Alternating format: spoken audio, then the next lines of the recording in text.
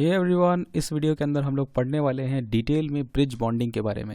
Bridge bonding के बारे में थोड़ा सा यहाँ पे जो मैं पढ़ाऊँगा वो पढ़ाऊँगा क्लास 12th या थोड़ा सा नीट के पर्सपेक्टिव से, राइट। बाकी इंपॉर्टेंट चीज़ें जो जेईई मेंस में भी काम आएंगी वो तो यहाँ पे है ही है फिलहाल, और मैं वीडियोस लाऊंगा ब्रिज बॉन्डिंग के ऊपर। ओके, तो ब्रिज बॉन्डिंग वैसे तो यहाँ पे क्या होती है कि एक ब्रिज बनता हुआ कुछ दिखेगा आपको समझ में भी आ रहा होगा कि ब्रिज बॉन्डिंग नाम से पता चल रहा है, राइट। तो यहाँ पे देखते हैं जो बोरॉन के कंपाउंड्स होते हैं वो कुछ ब्रिज बॉन्डिंग बनाते हैं।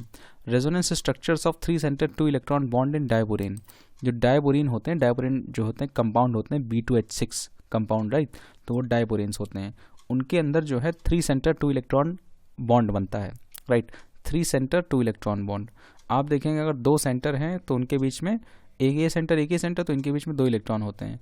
तो 3 सेंटर के बीच में 2 इलेक्ट्रॉन जो है ऑसिलेट करते हैं, तो इसी वजह से ये एक स्पेशल केस बन जाता है। 3 centre 2 electron bonds are seen in many boron compounds. बहुत सारे बोरॉन के कंपाउंड्स में ये जो है पैटर्न देखा गया 3 सेंटर 2 इलेक्ट्रॉन का, such as diborane B2H6 and the monomer of BH3 का मोनोमर, राइट। BH3 का मोनोमर आप नाम याद रखेंगे, monomer of BH3 and B2H6 diborane, right.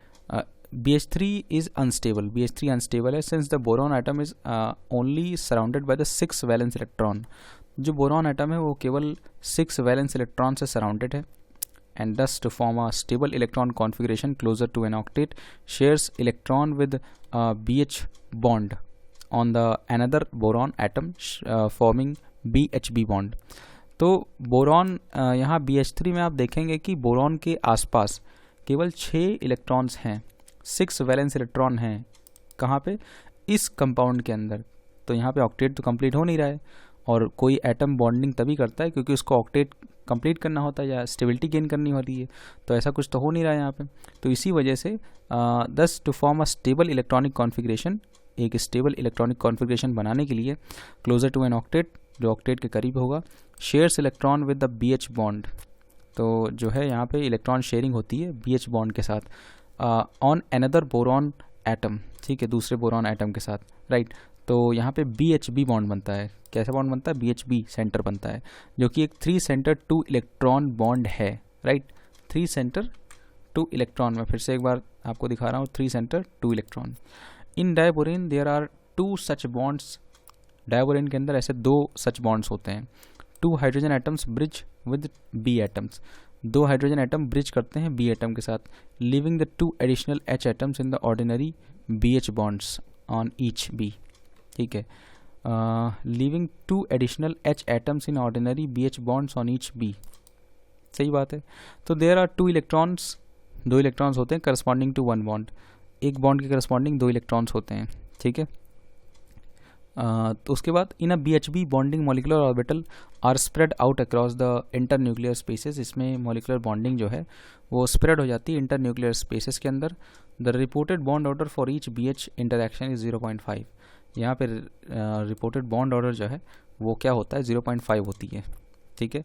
अब बॉन्ड ऑर्डर आपको पता है, नंबर ऑफ बॉन्ड्स आप सोच रहे होंगे कि इंटीजर ही होगा, लेकिन बॉन्ड ऑर्डर यहाँ पे 0.5 है, तो ऐसा भी पॉसिबल है। Okay, so that bridge bonding BH bonds are weaker and longer than the terminal BH bonds, ठीक है। As shown in the bond length in a structural diagram. Bond length यहाँ पे आप कुछ ये स्ट्रक्चरल डायग्राम बना हुआ है, आप ये देख सकते हैं। ये देखिए BHB, ये 3 सेंटर 2 इलेक्ट्रॉन बॉन्ड वाला पैटर्न है, ठीक है। 3 सेंटर 2 इलेक्ट्रॉन बॉन्ड, ओके। तो आगे बढ़ते हैं। The bonding pattern is also seen in trimethyl aluminium. तो यहाँ पे आपको दिखेगा कि ये ऐसा जो बॉन्डिंग पैटर्न है 3 सेंटर 2 इलेक्ट्रॉन बॉन्ड यानी कि ब्रिज बॉन्डिंग, ये ट्राईमेथिल एल्युमिनियम में भी आपको मिलेगा, which forms a dimer Al2CH36 with the carbon atoms of the 2 methyl groups in bridging positions. ये जो बॉन्ड है ये अकर करता है कार्बन कंपाउंड्स में, where it sometimes referred as hyperconjugation. तो इसको कभी कभी हाइपर कॉन्जुगेशन भी कहते हैं, ये जो मैं इस वाले टाइप की बात कर रहा हूँ। Another name for the asymmetrical 3 centre 2 electron bonds, ठीक है, इसको हाइपर कॉन्जुगेशन बोला जाता है। जो मतलब another name for asymmetrical 3 centre 2 electron bonds, यानी कि 3 सेंटर 2 इलेक्ट्रॉन बॉन्ड्स का अनदर नेम है hyperconjugation, okay. Subdivision of covalent bonds, covalent bonds का subdivision. There are the 3 types of covalent substances, individual molecules, molecular structures, क्या हो गया, चलिए, molecular structures and macromolecular structures, right.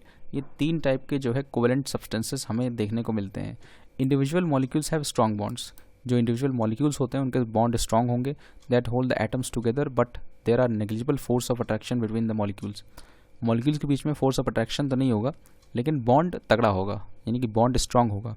Such covalent substances are usually gases, for example जैसे कि HCl, SO2, CO2 and CH4। ये सारे जो individual molecules होते हैं ये गैसेस होते हैं जनरली।